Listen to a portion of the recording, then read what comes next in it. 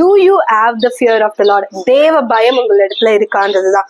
கர்த்தருக்கு பயப்படுறதே ஞானத்தின் ஆர்வமா இருக்கு அப்படின்னு சொல்லிட்டு நம்மளுக்கு அந்த தேவ பயம் இருக்கா. முதலாவது இந்த தேவ பயம்னா என்னன்னு நீங்க பாத்தீங்கன்னா, தேவனை பார்த்து பயந்து ஓடி போறது இல்லைங்க.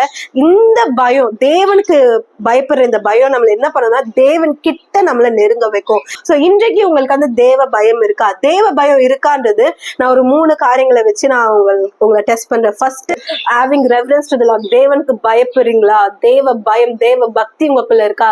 இரண்டாவது, தேவனுக்கு கீழ்ப்படுகிறீங்களா? you obeying the Lord.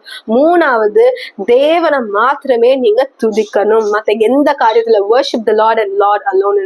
So if today உங்களுக்கு அந்த தேவ பக்தி, தேவ பயம் இல்லைன்னா தேவன் இடத்துல கேளுங்க, நான் உங்களுக்கு பயப்பட, நான் உங்களுக்கு அந்த ரெவரன்ஸை கொடுக்க எனக்கு உதவி செய்யுங்க ஏசப்பா. ஏன்னா நம்ம தேவனுக்கு பயப்படாம நம்ம இஷ்டத்துக்கு நம்ம எண்ணம் போல் நம்ம வாழ்க்கை, இது நிறைய பேர் இந்த கோட்ல வச்சிருப்பாங்க, எண்ணம் போல் வாழ்க்கை. நம்ம